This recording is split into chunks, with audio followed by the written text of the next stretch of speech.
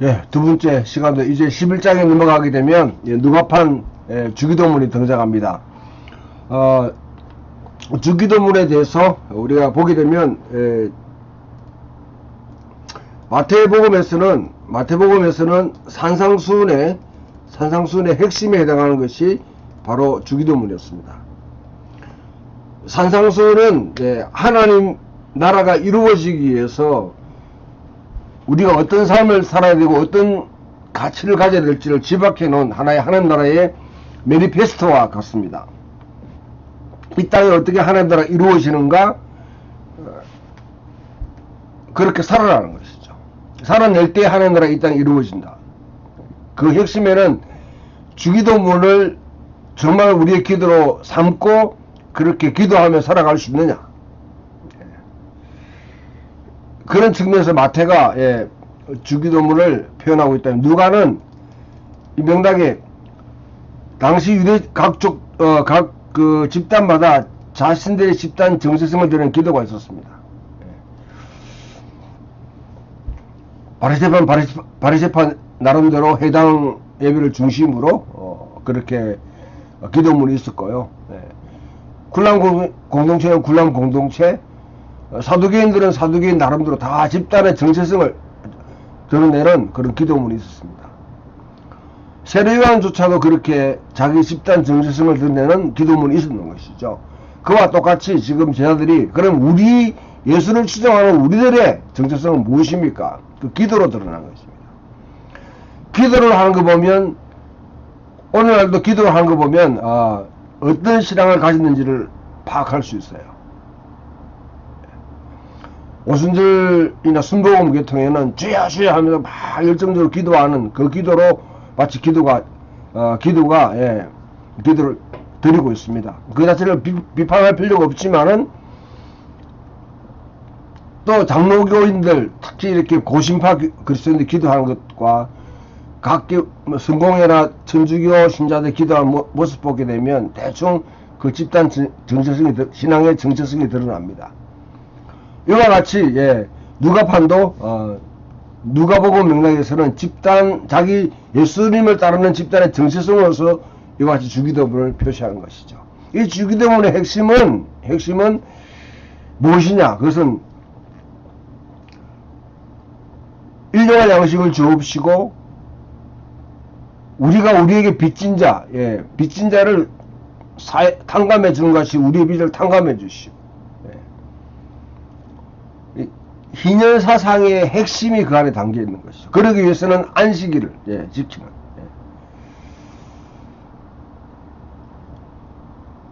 하나님의 이름이 거룩히 여김받고 그 나라가 임하고 그 뜻이 이루어지는, 하늘에서와 같이 땅에서도 이루어지는 그 삶입니다. 그 삶의 하나의 우리 기도이지만은 신앙 고백이고 또 삶의 방식을 이야기합니다.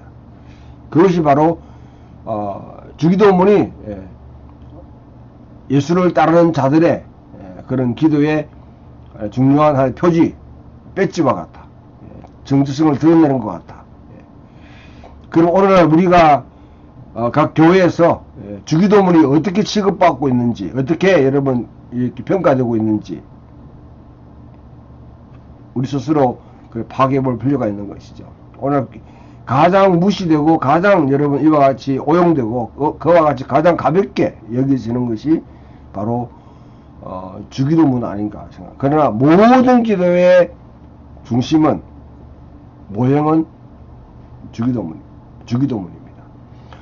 유대인들이 기도하는 것은 셰마 이스라엘을 바탕으로 해서 모든 기도가 다 파생돼요. 거기서 묵상하면서 발전합니다. 마찬가지입니다. 오늘날 우리에게도 우리 그리스도를 믿는 자들로 자기 정체성을 드러내는 것은 바로 주기도문입니다.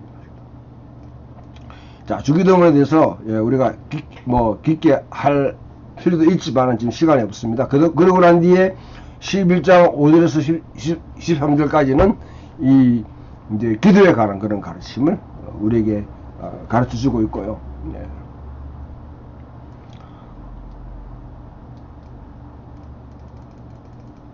잘 알다시피 구하면 주시고 찾으면 찾을 것이요 문을 두드려 그러면 열릴 것이냐. 여기서 내가 원하는 모든 것을 갖다 그와 같이 공급하시는 그런 하나님으로 여기는 문제 해결자로 하나님 여기는 것이 아니라 무엇을 구하고 무엇을 찾고 무엇을 두드립니까? 그게 중요한 것이죠. 그것은 하나님 나라의 정의를 위한 기도입니다. 하나님 나라가 이 땅에 이루어지기를 위한 기도입니다. 하나님이 그것을 하나님 나라를 위해서 우리가 살아가는 삶을 살고자 할 때에 내 욕심이나 아니면 내 성공에 내 욕망을 추구하기 위한 이 세상의 사닥다리의 고지를 점령하기 위해서 내가 하는 기도가 아니라 어떻게든 오롯이 이 땅에 하나님 나라가 이루어질 것인가, 그 문제를 구하고 찾고 두드리는 그 기도, 그 기도를 하나님은 외면치 않고 응답하시고 또 공급하시고 들어주신다. 그러기 위해서는 앞에 있는 이 기도에 대한 내용처럼 밤중에 찾아온 이 친구의 기도처럼 뻔뻔스럽게 수치를 모르고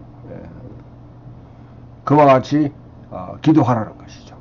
그 다음에 이제 예수님의 사역 속에서 결국은 귀신을 쫓아내는 그런 사역에 대한 또 반응이 나오게 됩니다. 예수님과 바알세불 이 논쟁을 그렇게 보게 되는데, 예수님이 귀신을 쫓아내니까 어떤 사람들이 말하기를 예수님은 바로 귀신의 왕 바알세불을 집혀서 그와 같이 쫓아낸다, 그렇게 했습니다.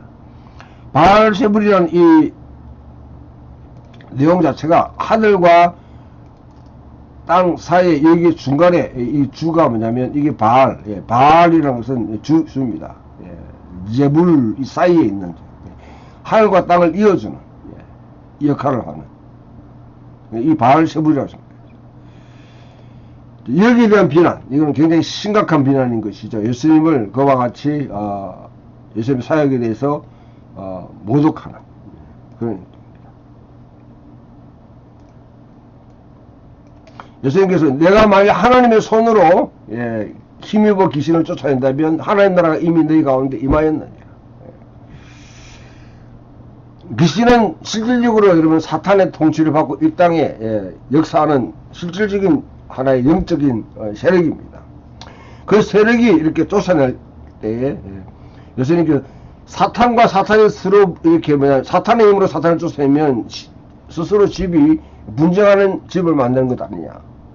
논리의 어불성설을 그와 같이 언급하고 난 뒤에 하나님의 손이 다른 말로 이게 성령입니다. 성령.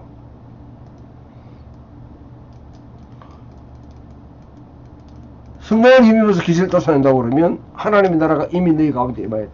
귀신을 쫓아낸 것은 하나님 나라가 이 땅에 임하였다, 역사하고 있다, 활동하고 있다는 것을 보여주는 그런 증거라는 것이죠.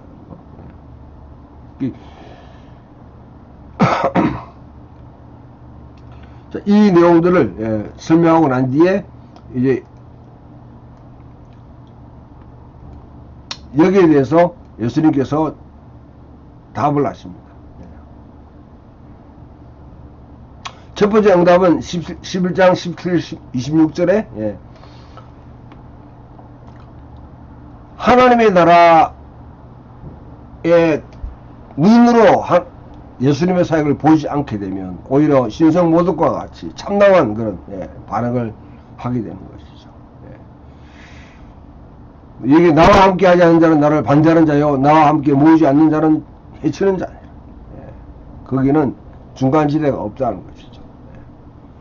예수님의 사역에 대해서 반응에 중간지대는 없습니다. 그 다음에 누가 진짜 복 있는 사람이냐, 한 여인의 이야기를 하고, 두 번째 대답은 악한 세대가 표적을 구합니다. 예수님이 보여줄 그런 표적은 무리가 모여서 관중이 점점 더 늘어나는 광경을 볼 수 있습니다. 예수님을 일탈자로 딱지 붙으려 대적들의 시도가 이제 있습니다. 이 명예와 수치의 게임에서는 매우 중요한 것이죠. 그때에 예수님께서 침묵하지 않습니다. 명예를 상실하지 않습니다. 요나보다 솔로몬보다 더 큰 이가 여기 있다. 요나는 니느웨 사람들에게 표적이었고 솔로몬은 남방 여왕에게, 이디오피아 여왕에게 표적이었습니다. 바로 이 르네상과 남방 유인들이 증인으로 심판대에 출두할 것인데, 바로 예수님은 그보다 더 크신 분으로 지금 귀신을 쫓아내고 하나님 나라를 갖다 선포하신 분이다 하고 말씀하고 난 뒤에 마지막 판결로 너희 눈의 문제, evil eye라는 개념이 이게 등장하는데요. 이게 evil eye입니다. 이 여러분 중동 지역에 특히나 가게 되면 예부인들은 항상 그 속에 다른 영을 갖고 있기 때문에 거기 와서 자기 아이들이나 연약한 자들을 해치지 못하도록 하기 위해서 이런 evil eye를 항상 가지고 있습니다. 그래서 흔들어서 그와 같이 악한 악기들, 악한 영들의 영향을 막는다는 것이죠. 우리의 눈이 예수님의 사역을 보는 눈이 어떤 눈이냐? 내 몸의 등불은 눈이다. 그렇게 했는데요. 누가 진짜 evil eye, 악한 눈을 가지고 있느냐? 우리들 속에 악이 있으면 그 악하게 그런 세상을 보게 되는 것이죠. 그러나 진짜 안에 복음이 있고 빛이 있으면 빛을 비추는 그런 눈이 되게 됩니다. 그런 측면에서 예수님은 그 당시에 이 자기들을 라벨링하는, 이 딱지 붙이고 예수님을 마치 바알세부를 지피는 자들이라고 이렇게 하는 자들에 대해서 이와 같이 응답을 그렇게 하고 계십니다.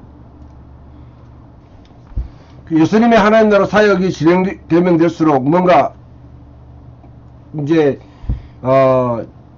논쟁들이 막 논쟁이 불러일으킨다는 사실은 지금 하나님 나라가 지금 살아있고 운동력이 있고 뭔가를 갖다가 지금 스크래치를 내고 크랙을 낸다는 그런 증거이죠. 증거. 기존의 견고한 진에 대해서 사탄이 지금 견고하게 지키고 있는 진에 대해서 스크래치를 내거나 아니면 크랙을 틈을 내거나 그것을 전복시키는 그런 행위들이 일어나고 있기 때문에 당연히 거기서 반응이 오는데, 가장 강력한 반응은 이제 11장 37절부터 12장 12절까지 이 바리새인과 관계되었습니다. 바리새인들이 가장 강력하게 그와 같이 반응을, 첫 번째는 마귀의 왕 바알세불을 힘입어서 너희가 이런 일을 한다 그렇게 하는 것이고요.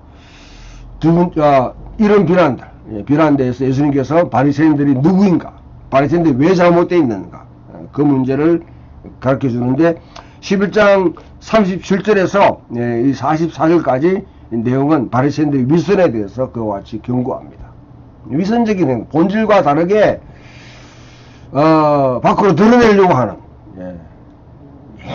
밖으로 드러나는 행위 자체를 중요하게 여기는, 그러나 예수님은 그 사람의 삶의 동기에 대해서 근본적으로 질문을 던지고 있는 것이죠. 그래서 이제 11장 45절에서 이 54절까지는 상당히 율법교사들과 또 이렇게 바리새인들 이런 자들에 대해서 강력하게 비난하는 재앙에 대해서 이야기하고, 그들이 바로 그 앞에 왔던 선지자들과 이 선지자들을 죽였던 장본인들이다.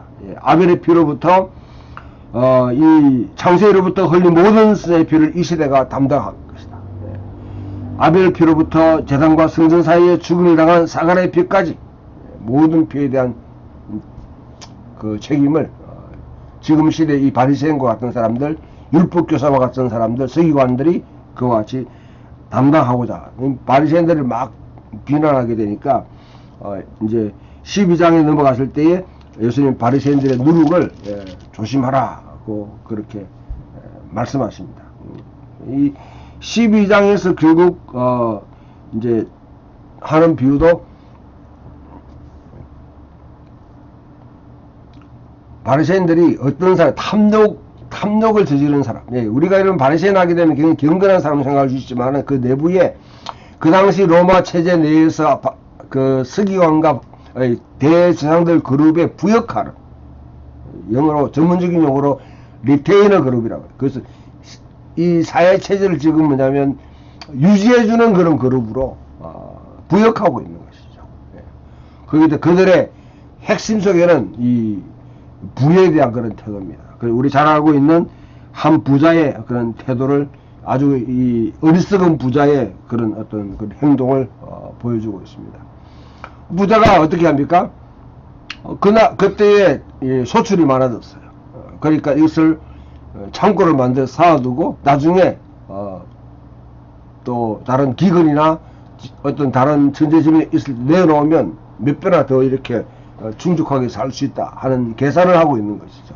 그래서 하늘의 평가는 축적하는 자들에 대해서 이 어리석다, 어리석은 부자요 했을 때, 어리석다는 단어는 정말 그건 그 당시 사회에서는 치욕적인 아주 강력한 그런 비난의 내용입니다.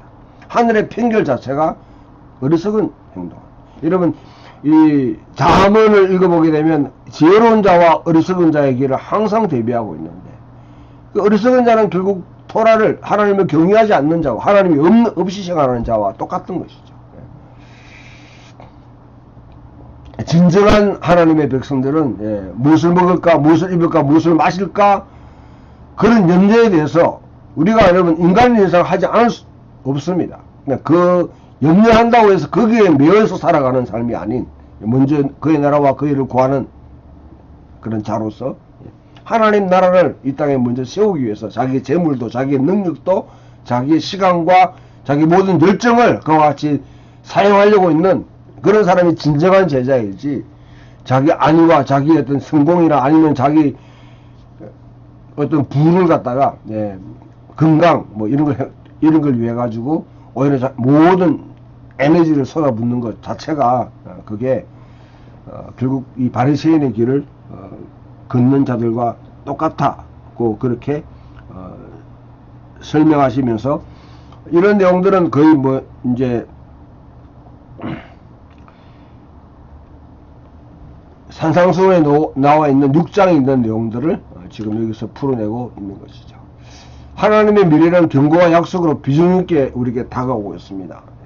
그것은 현재를 어떻게 해석하느냐, 해 나갈 거냐에 대한 중요한 그런 질문을 던지게 됩니다. 그리고 난 뒤에 이제 13장에 여전히 지금 이 12장에 보게 되면 12장 54절에 우리에게 49절에 보면 내가 불을 땅에 던지러 왔다.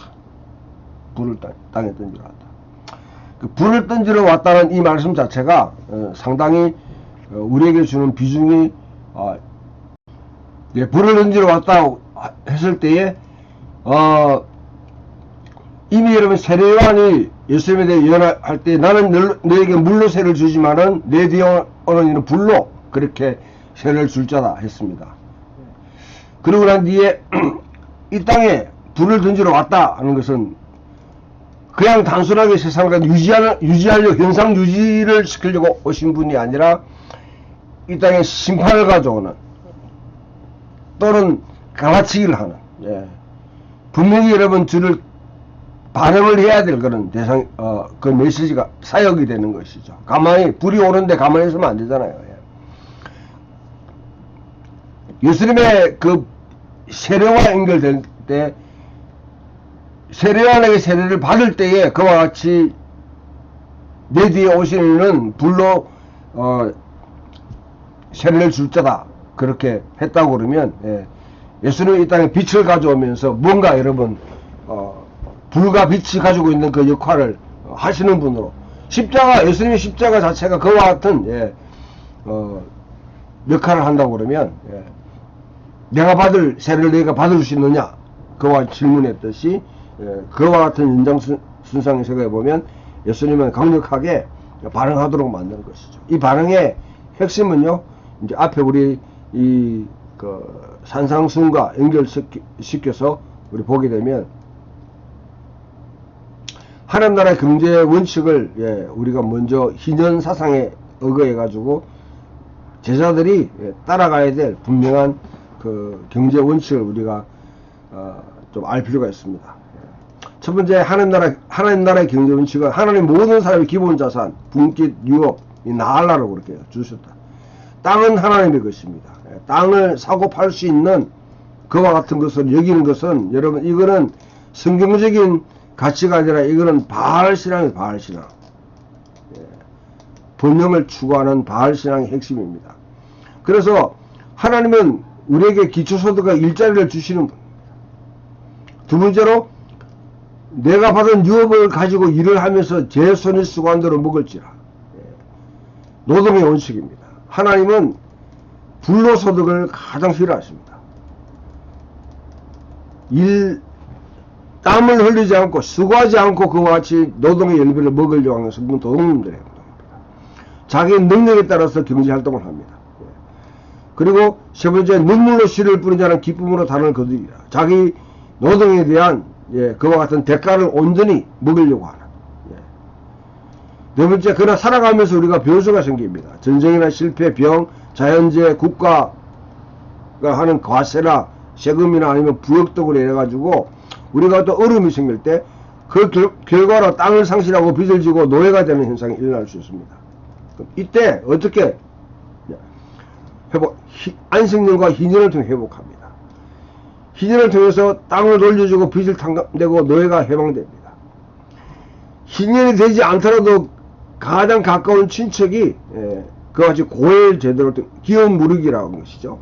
희년 이전에라도 가까운 친척이 그것을 빚을 탕감해 줄 수 있고 땅을 다시 돌려주게 할 수 있고 노예된 상태의 자기 친족들을 풀어줄 수 있습니다.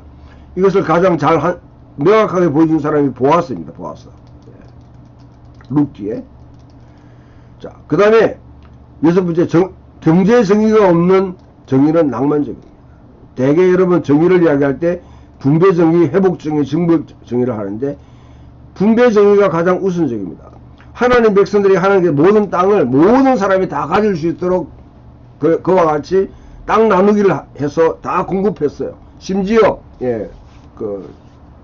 아들이 없는 소홀 로바스의 그런 딸들에게도 땅을 줬습니다. 묵고 살 수 있도록. 자, 이런 상태에서 우리가 내가 어느 정도 살아가는 데 있어서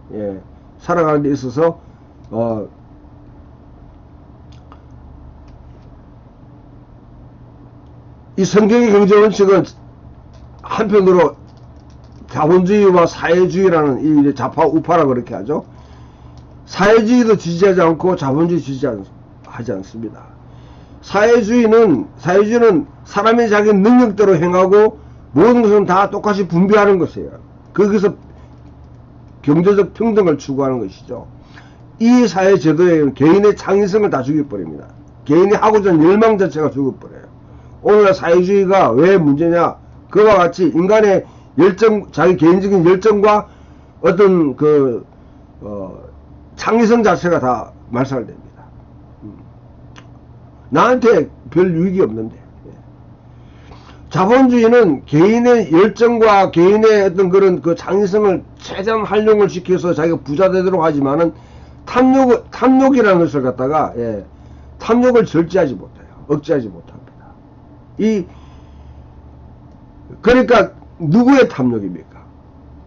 그것은 결국은 있는 사람들이, 권세 있는 사람들이, 권력가 있는 사람들이 자기 탐욕을 추구하도록 내버려 두고 있는 것이 자본주의죠.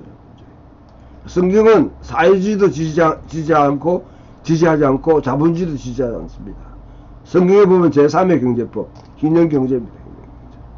그 희년경제의 핵심은 레위기 25장을 따라가지고 핵심은 땅은 하나님의 것이다. 땅은 하나님의 것이다. 그것을 이야기하는 것이죠. 자, 이 여기에 대한 현대적으로 우리가 어떻게 적용할 것이냐, 거기에 대해서는 여러 가지 대안들이 있습니다만은 거기서는 여러분들이 또 좀 더 그렇게 파악하도록 하고요.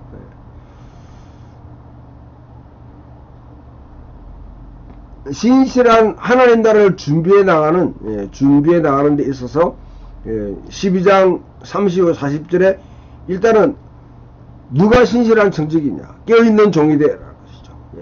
자기가 하나님 맡기신 것에 대해서 열정적으로 그와 같이 건면하면서 허리띠를 떼고 등불을 켜고 있어라. 마치 밤중에 오는 주인과 같이 주일이 돌아옵니다. 여러분 잘 아는 이 누가복음 요한계시록 3장 20절에 내가 문 밖에 서서 두드리는 누구든지 내 음성을 듣고 문을 열면 내가 거기에 들어와 그와 더불어 먹고 마시리라 했을 때에, 이것은 여러분 공가복음에 상당히 많이 나오는 어떤 주인이 멀리 갔을 때에 밤중에 들어옵니다. 오늘날처럼 뭐 이 핸드폰도 없어요. 언제 올지 모릅니다. 그러면 종들은 주인이 들어올 때까지 깨어 있어야 됩니다. 그리고 고대사회의 이 문고리는 밖에 있는 것이 아니라 안에서 열어줘야 됩니다. 문을 주인이 와서 문을 두드릴 때 듣고 그와 같이 반응해서 뭐냐면 주인을 맞이하는 그 종은 복이 있다는 것이죠. 오히려 어떤 말씀에는 그 주인이 그 수고한 종들을 위해서 오히려 앉혀놓고 식탁을 베풀지 않겠느냐, 그와 같이 말씀하는 것이죠. 내게 주어진 그 일에 대해서 깨어 있으면서 끝까지 이와 같이 신실하게 자기 자신들의 일을 맡는 것은 중요합니다. 깨어 있는 성도가 되는 것. 깨어 있다 해가지고 여러분께 기도만 하고 있는 것이 아니라 자기의 맡겨진 소명을 어떤 상황에 주인이 부재한 상황에서도 하나님이 없다고 생각하는 사회 속에서도 자기 소명을 철저하게 지키고 살아가는 그 삶을. 두 번째는 지혜롭고 진실한 청지기가 되라는 것이죠. 하나님 맡기신 것을 그와 같이 지혜롭고 진실한 청지기가 되어 주인에게 거짓 정도를 맡아 때를 따라 양식을 나눌 자가 누구냐? 그 조금 복이 있다는 것이죠. 세 번째, 그러고 난 뒤에 여러분, 이 하나님 나라가 우리가 준비할 때 하나님이 때 예수님이 오셔서 땅을 불을 갖다가 던지러 왔다. 단순하게 사람들이 좋은 이야기 하려고 오신 분이 아니라는 것이죠. 그리고 12장 54절 59절에서 너희가 어째 이 시대는 분간하지 못해. 우리에게 중요한 건 시대에 대한 그런 분간입니다. 시대를 여러분 이제 분별하지 못하면, 우리 분별력이 없으면 어떤 열정을 내더라도 악한 데에다가 우리의 열정을 갖다 쏟아부을 수 있습니다. 지금 이 시대가 여러분 고대 사회인지 중세 사회, 봉건 사회인지 근대 사회인지 포스트 모던 사회인지, 지금 시대의 정신이 무엇인지, 그 정신이 성경에 맞는 것인지 그것을 분별을 못하게 되면 대체로 뭐냐면 잘못된 시대 정신에 우리 자신을 맡겨버리고 그와 같이 이제 그 시대 정신에 부역하는 그런 삶을 살 수가 있는 것이죠. 그러면 참된 제자도로서 이제 하나님이라는 준비로 우리가 회개하는 것이 필요하다. 13장에 넘어가게 되면 회개에 대한 메시지를 하게 됩니다. 하나님 나라가 이 땅에 왔을 때 어떻게 준비할 것이냐, 그 내용을 가지고 13장에서는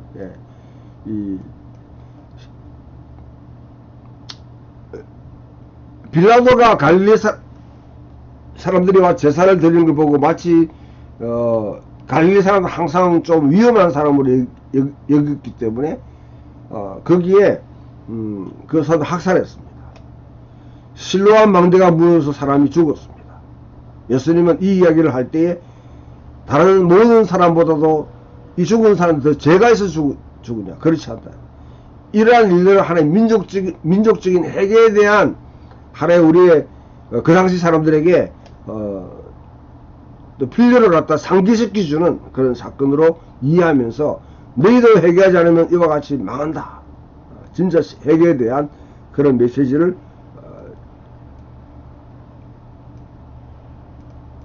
전해줍니다. 안식일에 18년 된 허리가 꼬부라진 여인을 치유하는 사건. 이 사건을 통해서 허리가 꼬부라진 여인이 왜 꼬부라진지 그건 몰라요. 18년이라는 세월 동안 그와 같이 고통을 당했습니다. 그것은 예수님이 안식일에 이 여인이 치유하시고 내 죄가 사해졌다. 그와 같이 선포하는 것이죠. 예수님의 사역은 그와 같이 이 땅에 묶인 자들을 풀어주고 억압된 자를 자유케 하고 보지 못한 자 보게 하는 그와 같은 사역을 한다고 했을 때에 하나님 나라가 이와 같이 회개한 자들 사람들에게는 이와 같이 하나님 나라 전적으로 희년을 선포하고 하나님의 이 해방의 복음을 선했을 때 어떻게 반응하느냐, 그게 중요한 것이 되겠죠. 그 다음에 이제 하나님 나라를 우리가 마태복음 13장에 있는 바와 같이, 기사시와 같이, 또한 누룩과 같이, 그와 같이, 일단 농경생활에 그런 비유를 설명하고 좁은 길로 들어가라고 그렇게 선언합니다. 구원에 관한 이야기를 하고 13장에는 예루살렘에 대한 경고를 합니다. 할 때 이때는 바리새인들이 상당히 뭐냐면 중요한 고급 정보를 예수님에게 제시하는 것이죠. 이 바리새인들은 마가복음에 보게 되면 3장 6절에 일찍부터 예수님의 갈릴리 사역 때 헤롯 땅과 결합해가 예수를 죽이려고 했던 사람들. 지금은 또 이 누가복음에서는 이 바리새인들이 여기를 떠나서서 헤롯이 당신을 죽이고자 합니다. 고급 정보를 또 흘려줘요. 그때 예수님이 저 유에게 이르라, 헤롯 안티파스의 영지를 빨리 떠나라, 그렇게 요구한 것입니다.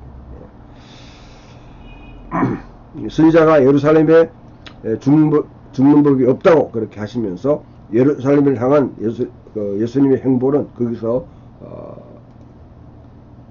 끊어지지 않습니다. 자,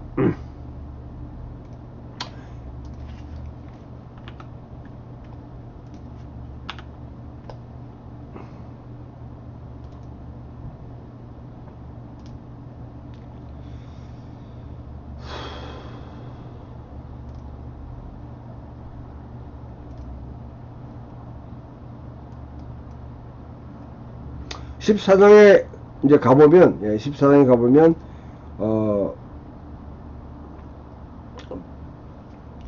이 바리새인의 집에 가서, 그와 같이 이제 식탁을 베풀고, 잔치를 참여하고, 거기에 이 수종병 걸린, 이제 사람을 치유하는 그런 일이, 나오는데요. 수종병은요, 이 배가 불룩한, 그 당시에는 뭐냐, 수종병은, 이 부자병. 바리새인의 안식일에 바리새인 지도자의 집에서 식탁 기도를 하는데, 거기에 수종병 걸린 사람이 있어서 이 사람을 안식일에 치유한다는 것이죠. 앞에 18년 동안 참 고생했던 그 허리가 꼬부러진 여인을 치유할 때와 똑같은 상황이 펼쳐지는 것이죠.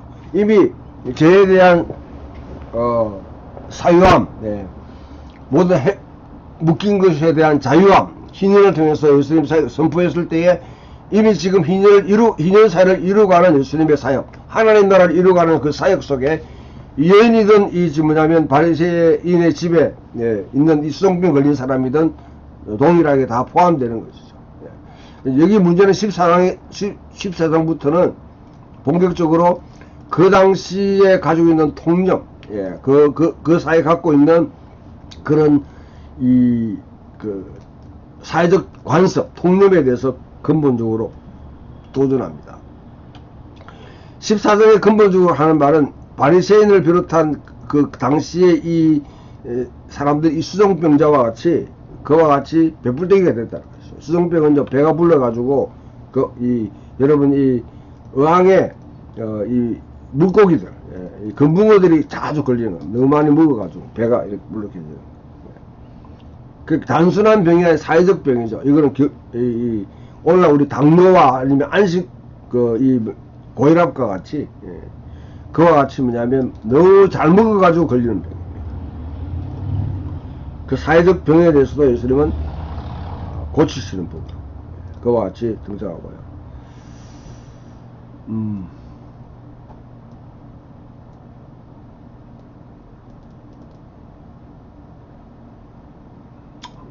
그 당시 식탁 교제의 모습이 이제 많이 등장하죠. 여러분, 레오나르도 다빈치가 그렸던 그 예수님의 최후의 만찬 그림은 위대한 그림이지만 근본적으로 유대 문화를 잘못 파악하고 지중해 문화를 제대로 이해하지 못한 그림입니다. 그 당시 사람 이와 같이 이제 옆으로 기대어 누워가지고 밥을 먹습니다. 이와 같이. 이 중간에는 이제 종들이 와서 그와 같이 이제 설명을 하고요. 이 중간에 누워서 식탁합니다. 이런 걸 지금도 봄베이에 있는 그 장치 그 드리클라리움이죠. 식당 그 밥을 먹는 곳에 대한 그림들이 여기 있습니다. 이런데 식탁에 먹을 수 두고 사람들이 누워가지고 이래 누워서 이런 식으로 밥을 먹습니다.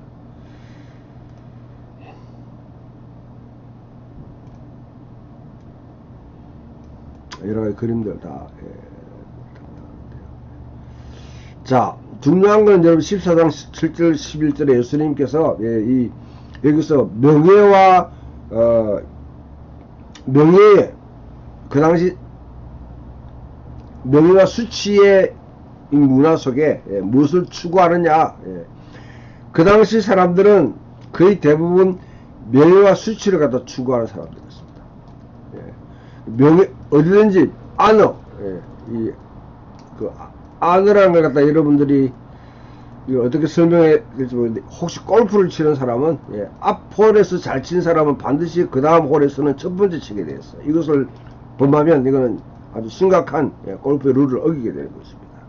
그와 같이 다른 사람의 명예를 그 사람이 성취한 것 그 사람의 신분에 대해서 명예롭게 생각하는 것 이것을 추구하는 것이 그 사이의 기본적인 하나의 어떤 그런 생활 방식인데요. 그에 대해서 예수님은 강력하게 그렇게 비난합니다. 명예를 추구하려고 살지 말라는 것이죠. 어떤 자리에 그와 같이 초대받았으면 높은 자리에 앉으려고 하지 말라. 이 명예와 수치는 뭐 엄청나게 여러분 이게 참 많이 나오는 안에서의 명예와 수치 그 복음서에 있는 내용들을 이와 같이 풀어놓은 그런 고대사에 여러분 이 식탁은 이와 같이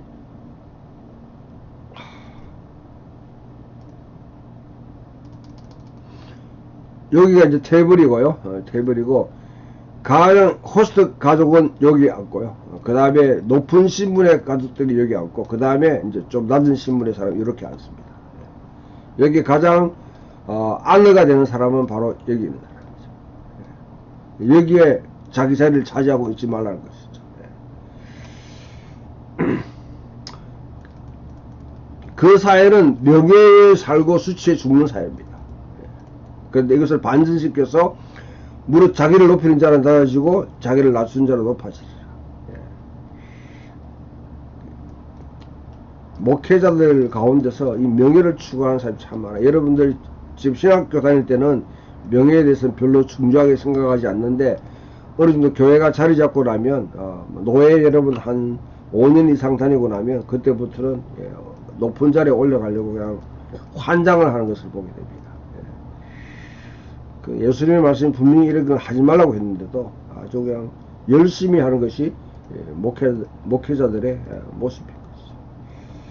그 어쩔 수 없습니다.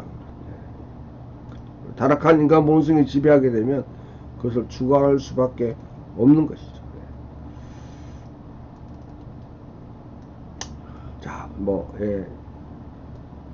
그 다음 식사 자리에 누구를 초대할 것이냐.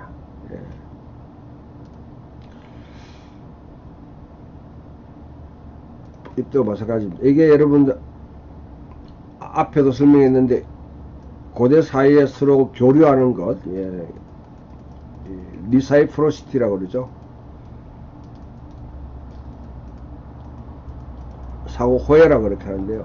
사고 호혜에 부정적인 방법이 있고 그 다음에 이 밸런스, 균형된 방법이 있고요. 세 번째 긍정적인 방법이 있습니다. 부정적인 방법은 강도와 같이 남의 것을 수탈하는 것이죠. 이거는 절대로 하면 안 됩니다. 그 다음에 균형, 일반화된 것은 뭐냐면 give and take입니다. give and take. 예, 주고받고 하는 것이죠. 주고받고 하는 것은 자기 집단의 친구들 사이에 자기 집단의 이런 이 울타리를 계속 강화시킵니다. 그 다음에 긍정적인 것은 이거는 여러분 아낌없이 주는 거예요. 가족에서 일어나는 이야기입니다. 이거는 동료 그룹들, 이거는 아주 그냥 외부인들, 그 외집단과 내집단 사이의 관계 속에 일어납니다. 전쟁이나 도둑질이나 강탈하는 것이죠. 예. 대개 그 당시 사람은 기본 테이크입니다. 어떤 사람을 초청하게 되면 어떤 사람을 자기가 초청받은 사람 또 다른 사람 초대해야 돼요. 예. 이런 일들이 벌어지는 것이죠. 예.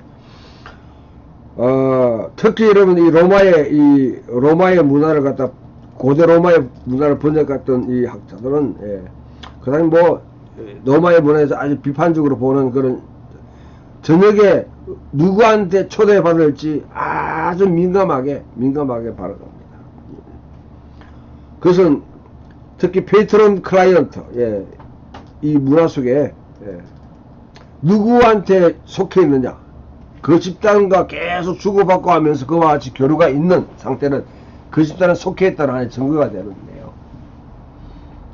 거기에 참여하려고 눈을 밝히면서 아니면 의도적으로 그와 같이 하지 마라. 오히려 뭐냐면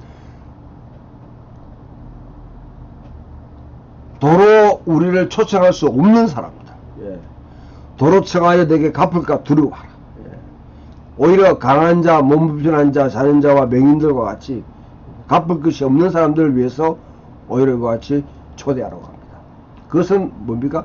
그것을 가족으로 여기고 가족적인 행동을 하나님의 나라의 한 가족의 행동을 해라는 것이죠. 동료 그룹은 서로 경쟁하게 되었습니다. 항상 시샘하고 항상 여러분 눈여겨 감시하면서 그 사람의 명예를 갖다가 이렇게 늘리려고 하는 그런 시도를 하는 것이죠.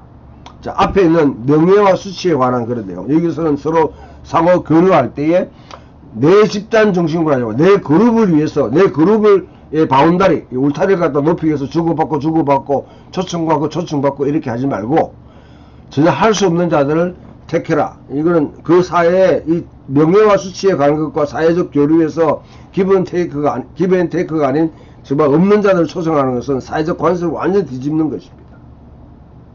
자, 이렇게 그리스도인이 살아가게 되면 어떤 현상이 날까요? 그 현상을 설명해 주는 것이 우리가 잘 알고 있는 이 그다음 나오는 비유입니다. 큰 잔치의 비유인 것이죠.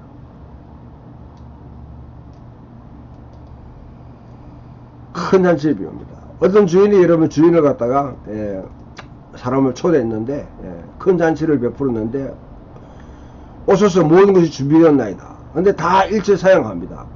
밭을 산 사람, 소 5개를 산 사람, 장가 든 사람, 이 사람들이 다 뭐냐면 못 간다고 하는 것이죠. 그러니까 주인이 시내 거리 골목을 헤면서 가난한 자들, 몸 불편한 자들, 맹인과 저는 자들을 데리고 와라. 그리고 길과 산 운타리에 가서 사람을 강간해서 내 집을 채워라. 절에 청하였던 사람들은 내 잔치를 맛보지 못하리라. 이 말이 보통 여러분 전도 집회에서 뭐냐면 내 강간해서 내 집을 채워라 해서 뭐냐면 전도 집회의 하나의 표현으로 많이 사용되는데요. 제대로 뜻을 좀 알았으면 좋겠어요. 고대 사회에 식탁은 이제 밥을 먹으려 할 때 지금 우리처럼 뭐냐면 그냥 가자마자 뭐 요리가 먹는 게 아니라 첫 번째 자 5월 25일 날 우리가 한다면 한 달 전이나 그 앞에 미리 뭐냐면 식사를 한다고 그와 같이 초청합니다. 그 초청에 응답한 사람들 그러니까 12명이 있다고 그러면 12명을 다 채우게 되었습니다. 그러니까 앞에서 봤듯이 여러분 이 고대사의 식탁 자체가 이렇게 한정되어 있잖아요. 이렇게 한정되어 있죠. 아무나 와서 여러분 식탁에 참여하는 것이 아니라 이와 같이 여기에 일정한 식탁을 갖다가 그와 같이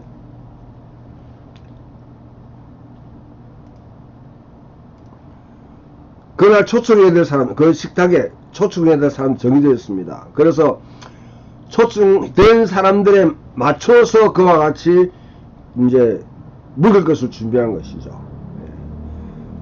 두 명 오는데 뭐 송아지 잡고 그렇게 하는 경우는 거의 없습니다.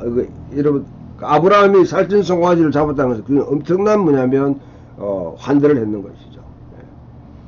대개 여러분 닭을 잡을지, 닭은 대개 2사람, 3사람, 그 다음 오리를 잡는 것은 5명에서 10명, 그 다음 양을 잡을 때는 20명, 소를 잡게 되면 50명, 그 정도의 손님이 소송됐을 때, 그러니까 손님 숫자에 따라 잡는 이 메뉴가 달라지는 것이죠. 초대된 사람들을 두 번째 부른 것이 오소서 모든 것이 준비되었나이다 합니다. 그런데 일단 간다고 다 응답하는 사람들이에요. 응답하는 사람들이 일치해서 다 사용합니다. 밭을 샀다, 소개를 샀다, 장가가 되었다, 이거 다 여러분, 이거는 이 상황에 맞지 않는, 밭을 뭐 이러면 뭐 금방 오늘날처럼 금방 부동산 거래를 갖다 금방금방 하지 않잖아요. 소 5그리를 산 것, 소를 한 것도 미리 다 시험을 해봐야 됩니다. 지금 밥 먹을 때 이러면 가서 그와 같이 할 필요가 없어요. 장가든 사람은 군대 가지 말았지 잔치에 참여하지 말라는 말은 없습니다. 이 말이 왜 사용을 했을까요? 앞에서 보면 사회적 관습, 자기들이 지금 주고받고 있는 사회적 관습을 깨트린 이 주인입니다. 그러니까 자기 동료들이 뭐냐면 이 주인을 갖다가 몽땅 이와 같이 이제 소위 말하면 왕따시킨 교류를 끊어버리는 거죠. 우리와 간섭과 우리와 가치가 다르기 때문에 더 이상 너와는 식탁하지 않겠다. 소위 말하면 주인을 그리스도의 복음으로 살아가는 그리스도의 이 주인이 사회적 관습에 따라 가지고 뭐냐면 이와 같이 행동하는 그리스도인이 자기 친구들과 이렇게 식사하기 위해서 초대했으니까 그 초대를 거부하는 물먹인 것이죠. 그러니까 주인이 대안으로 어떻게 합니까? 가난한 자들, 몸 불편한 자들, 맹인들, 그 다음에 이것도 안 채워지니까 사람을 강건해서 내 집을 채워라. 채웁니다.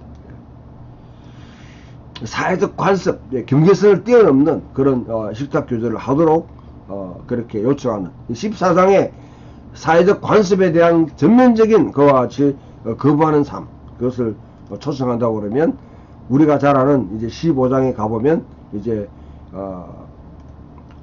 소위 말 탕자의 비유가 있는 이 내용으로 넘어가게 됩니다.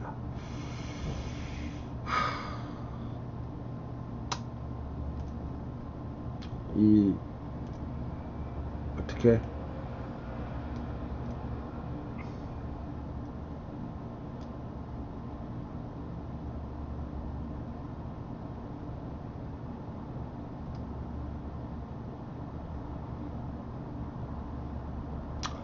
자, 그러면 예수님께서 14장 25절, 35절에 예수님을 따르는데 필요한 뭐냐면 이 제자들에 대한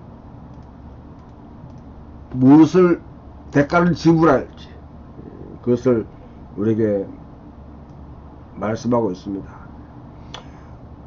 우리가 주님을 따르는 데 있어서 그와 같이 자기 부모와 처자와 형제와 자매와 더욱이 자기 목숨까지 미워하지 않으면, 그 앞에는 자기 십자가를 지고 따르지 않으면 내 제자가 되지 못한다.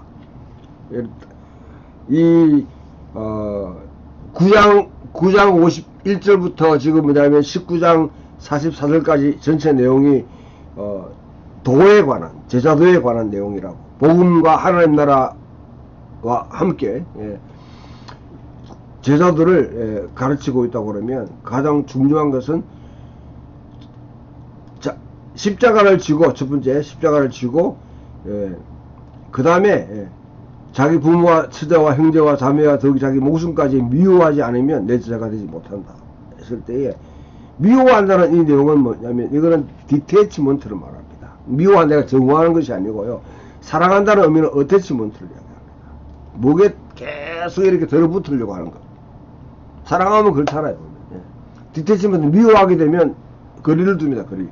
무엇에 일정한 거리를 둬야 되는가, 그것을 이야기하는 것이죠. 그리고 자기 십자가를 지고 따라야 된다. 제자도를. 이는 명확하게 제자도의 가장 중요한 게, 내가 무엇에 어태치먼트, 이렇게 십자가에 더 가까이 십자가를 짊어지는 삶을 살려고 하는지, 아니면 내가 뭐냐면 이와 같이 어떤 뭐와 거리를 두어야 될지, 그걸 갖다가 분명히 구분을 못하게 되면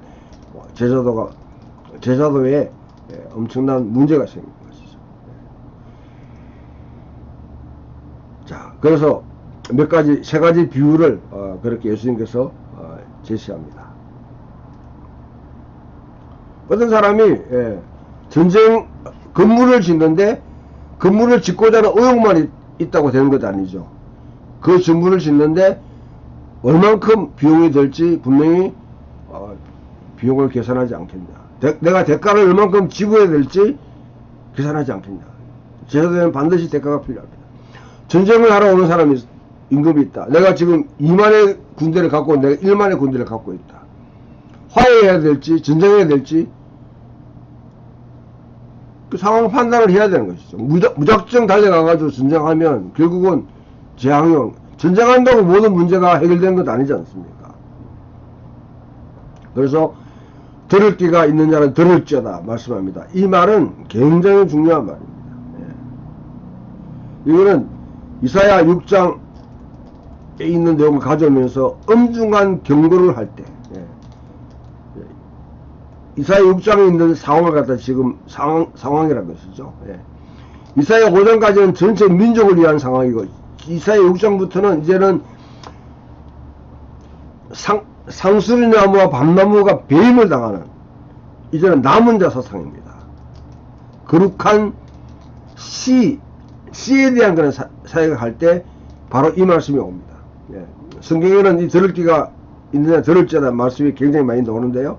가장 중요한 것은 쉐마, 들어라 이스라엘, 쉐마에 대한 그런 상기시키는 것이죠. 자, 여기서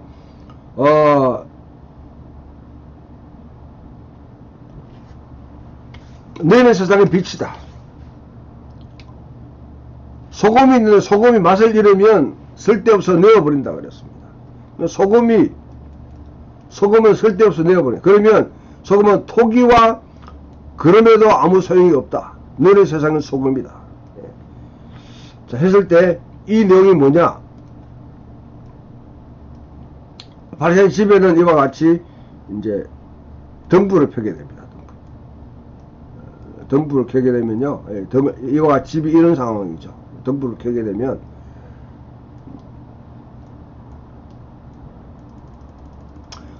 이런 이제 이 밖에 있는 여기다가 무엇을 바르냐면 소금을 발라요. 소금을 먼저 바릅니다. 소금을 바르고 그 안에다가 여기 그릇이라는 게 사실 똥이에요. 똥. 옛날에는 소똥, 말똥, 돼지똥 이런 것들을 말려가지고 밖에 불을 피워요. 그러면 그 냄새를 제거하고 그 다음에 불을 빨리 붙게 하기 위해서 소금을 바르고 그 소금을 칩니다. 그러면 빨리 푹 이제 카탈리스트, 촉매 역할을 하면서 불이 잘 붙게 만듭니다. 냄새도 제거해줘요.